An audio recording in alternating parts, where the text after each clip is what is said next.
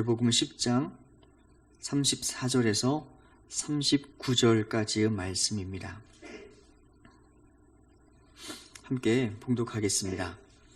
내가 세상에 화평을 주러 온 줄로 생각하지 말라. 화평이 아니요 검을 주러 왔노라. 내가 온 것은 사람이 그 아버지와 딸이 어머니와 며느리가 시어머니와 불화하게 하려 함이니 사람의 원수가 자기 집안 식구리라. 아버지나 어머니를 나보다 더 사랑하는 자는 내게 합당하지 아니하고 아들이나 딸을 나보다 더 사랑하는 자도 내게 합당하지 아니하며 또 자기 십자가를 지고 나를 따르지 않는 자도 내게 합당하지 아니하니라. 자기 목숨을 얻는 자는 잃을 것이요 나를 위하여 자기 목숨을 잃는 자는 얻으리라. 아멘. 오늘 예수님의 말씀은 언뜻 듣기에는 굉장히 난해한 말씀이기도 합니다. 평화와 사랑의 예수님이셨던 그분이 오늘 말씀에서는 평화를 주러 온 것이 아니라 오히려 검을 주러 왔고, 그리고 화평케 하기 위함이 아니라 불화하게 하기 위하여 오셨다라고 말씀하십니다. 이 말씀 속에서 우리가 잊지 말아야 될 중요한 사실 하나가 있습니다. 그것은 이 땅에는 살아가는 동안 예수님이 원치 않는 평화도 있고 예수님이 원치 않는 화평, 화목도 있다라는 사실입니다. 과연 그것이 어떤 것일까요? 진리가 없는 평화, 예수님이 빠진 평화, 공의가 없는 화목은 예수님께서 원치 않는다는 것입니다. 겉으로 볼 때는 굉장히 평화한 것처럼 보이고 문제가 없는 집안처럼 보이고 문제가 없는 관계처럼 보이지만 그 관계 가운데 진리가 빠진, 예수 그리스도가 빠진 것은 예수님께서 원치 않으신다라고 말씀하십니다. 가짜이지만 진짜처럼 위장된 것들, 죄와 타협하면서 덮어두었던 것들도 우리에게 굉장히 많습니다. 진리 없이 진짜인 것처럼 보였던 것들도 우리 삶에 많습니다. 예수님은 그러나 말씀하십니다.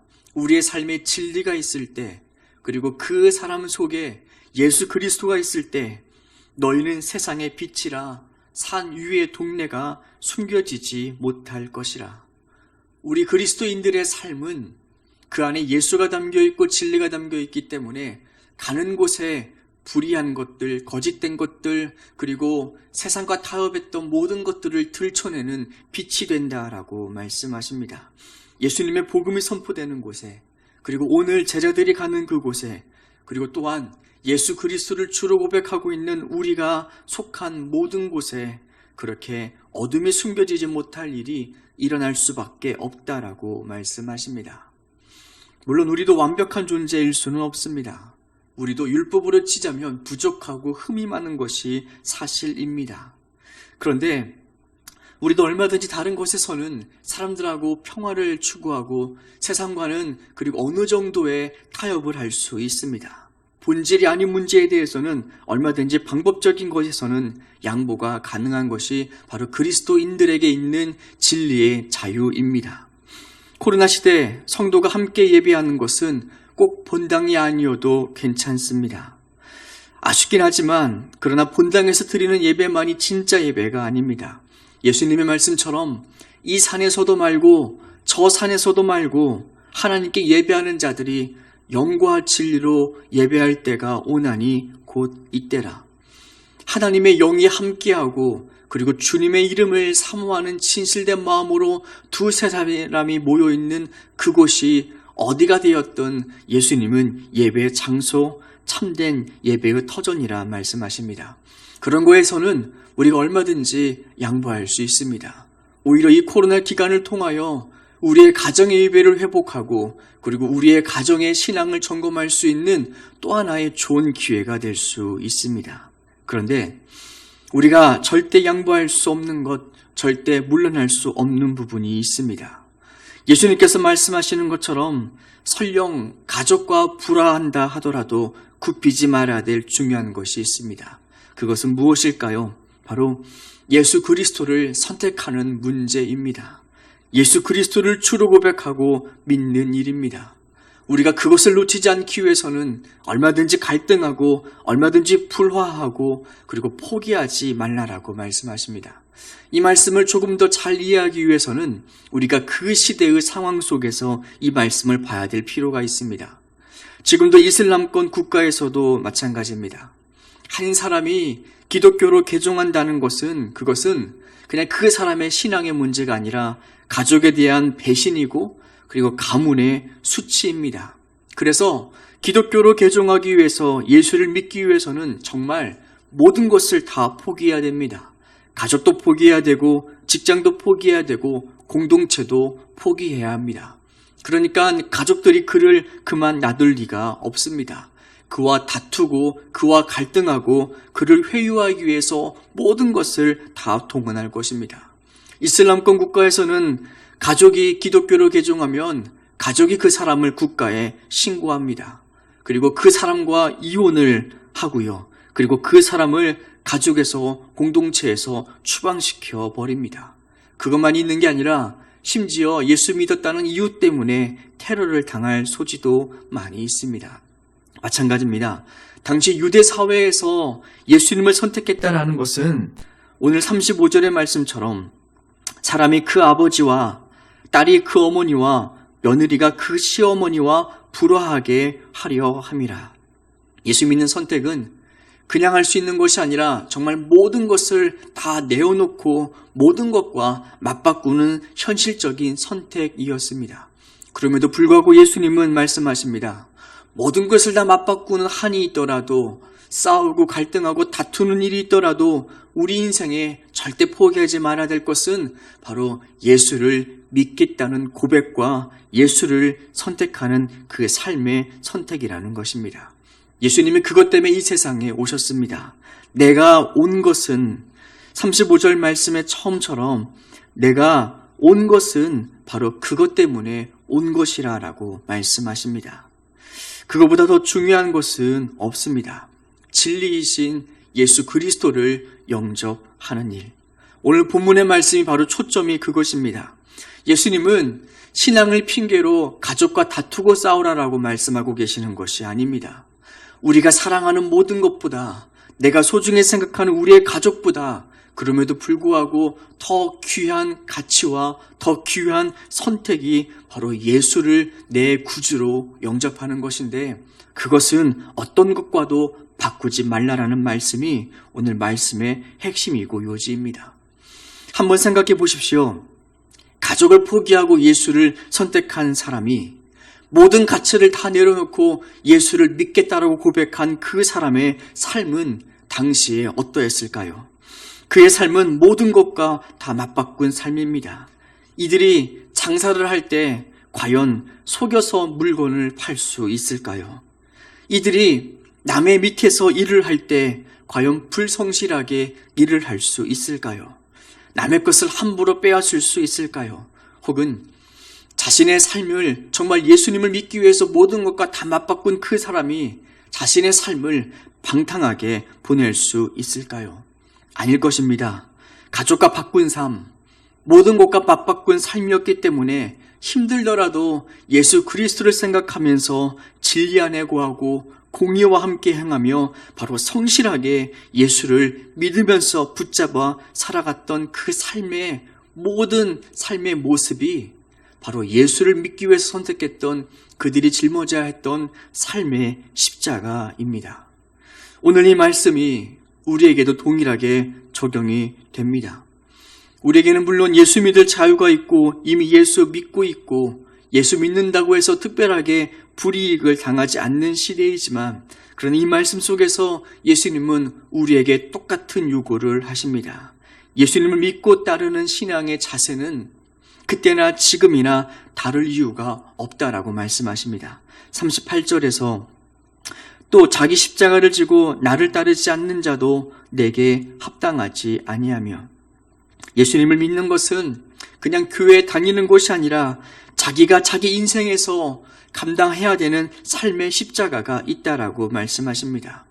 예수 그리스도를 믿는 것이 예수 그리스도를 믿는 것이 가장 고상하고 가치가 있기 때문에 그것을 위하여 다른 것들은 얼마든지 포기할 수 있고 내가 예수를 믿는 그것은 삶의 모습을 통하여 짊어져야 될 십자가의 무게라고 하십니다. 우리는 흔히 우리가 불렀던 찬양의 고백처럼 주 예수보다 귀한 것은 없네라고 고백을 하지만, 근데 이 말은 그냥 단순한 감정적인 고백도 아니고, 그리고 그냥 고백으로 그쳐서 될 문제가 아닙니다. 예수님을 믿는 사람들이 그 시대에 정말 목숨을 걸고 예수님을 믿었던 것처럼 자기의 삶을 하나님 보시기에 부끄럽지 않기 위하여, 그리고 자기 가족들이 보기에 부끄럽지 않기 위하여 진리와 공의를 살아갔던 것처럼 예수님을 귀하게 여긴다는 것은 역시 우리 삶에 세상 사람들이 보기에 부끄럽지 않는 진리와 공의를 살아가는 삶의 자세가 바로 우리가 감당해야 될 십자가의 자세입니다. 돈에 눈멀지 않는 것, 무엇을 평가할 때 크기나 외형으로 선택하지 않는 것, 거짓에 유혹되지 아니하고 세상과 타협하지 않는 것, 내 삶에 물질적인 손해, 시간적인 손해, 그리고 마음의 손해가 있을지라도 진리와 함께 고하고 진리와 기뻐할 수 있는 것, 그것은 하나님께서 우리에게 주신 십자가의 대가이자 가치입니다. 우리가 그냥 교회에 다닌다고 해서 그러한 가치를 쉽게 포기했다는 것은 우리가 그만큼 예수님을 귀하게 여기지 않는다는 말하고 똑같습니다. 한 나라가 멸망하게 될 때 시작점의 시작은 지도층의 타락이자 종교인들의 극심한 타락입니다. 특별히 종교 지도자들의 삶의 타락이 곧 하나님의 심판이 얼마나 가까웠는지를 보여줍니다. 이사야 시대 때 이사야가 나라의 멸망을 예언하면서 하나님께서 하신 그 나라를 향한 꾸짖으심은 예배의 회복도 아니었습니다. 종교인들을 향해서 더 열심히 예배하고 기도하라라고 하지 않으셨습니다. 하나님께서 이사야를 통해서 보여주신 그 세상의 마지막 심판의 끝에 요구하시는 것은 하나님을 믿는다고 하는 자들이 잃어버렸던 공의를 회복하라라는 말씀이셨습니다.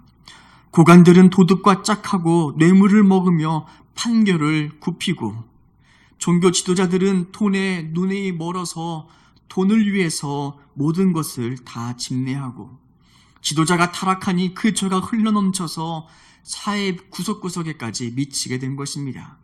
그들이 예배를 드리지 않아서가 그런 것이 아닙니다. 그들이 하나님께 드릴 예물을 드리지 않아서도 그런 것이 아닙니다. 하나님은 그 시대를 향하여 말씀하십니다. 너희의 손에 피가 가득하다. 진리를 잃어버리고 공의를 잃어버리기 때문에 그 피 묻은 손으로 아무리 하나님께 열심히 예배해봤자 그 예배는 하나님이 받지 못하시는 예배라고 하십니다. 우리가 로마서에서 말씀하시지요. 이는 너희가 드릴 영적 예배니라.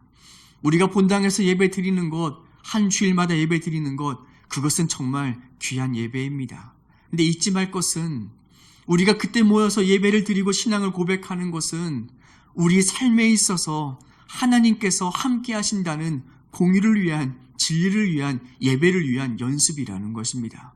본당에서 예배도 귀하지만 더 귀한 것은 우리의 삶에서 드리는 정말 살아있는 예배입니다. 삶을 변화시키지 못하는 예배는 의미 없는 예배이고요. 아무리 예배를 드리지만 손에 피가 가득한 예배는 거짓된 예배입니다. 하나님은 오늘날 우리들에게도 말씀하십니다. 가서 공의와 정의를 회복하고 돌아와서 예배하라. 돈의 눈이 멀었고 거짓의 눈이 쉽게 타협을 하고, 그리고 세상적인 가치를 쉽게 쫓아갔던 잃어버린 신앙의 양심을 회복하고 돌아와서 예배하라. 이것이 이사야 시대 때 하나님께서 그들에게 던지셨던 마지막 경고이자 메시지입니다.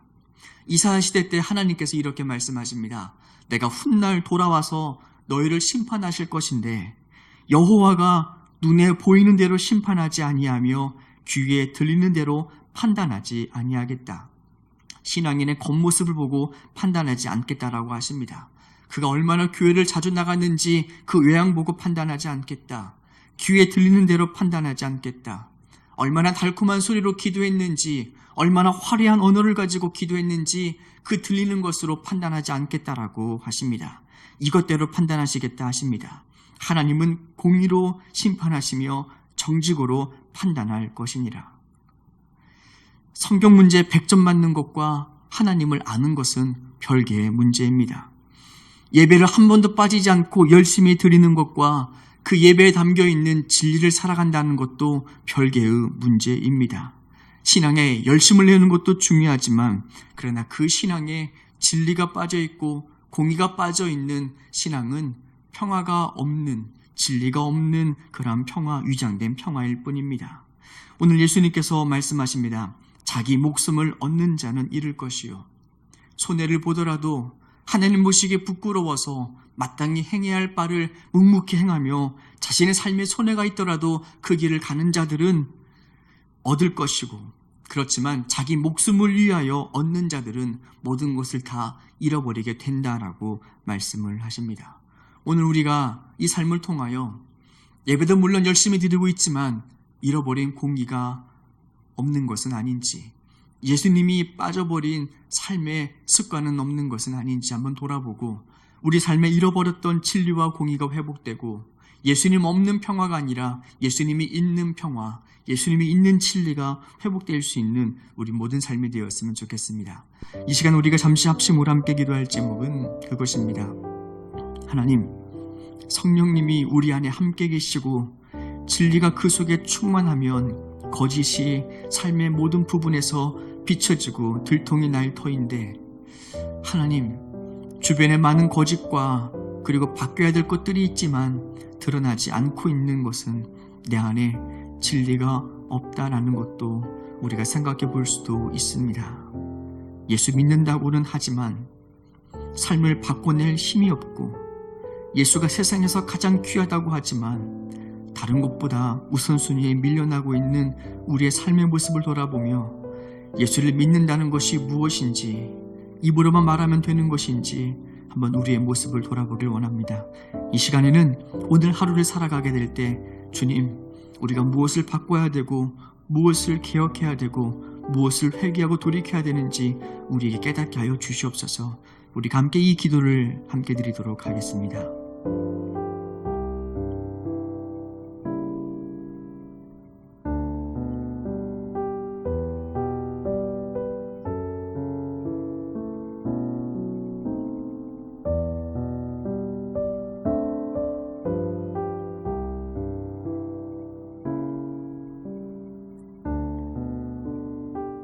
하나님, 이 시간 잠시 우리의 모습을, 우리의 신앙을 되돌아봅니다. 덮어두고 믿었던 것들이 많고 타협하면서 믿었던 것들이 너무나 많고 바뀌어야 될 것임을 알지만 그래도 귀찮아서 그냥 저냥 지나왔던 것들이 참 많이 있습니다. 하나님, 돌이켜야 될 진리와 공의가 회복되게 하여 주시옵소서. 예수님을 믿는다는 것이 무엇인지 잊지 않고 살아가게 하여 주옵소서. 예수님의 이름으로 기도드립니다. 아멘. 주님의 기도를 함께 드리겠습니다.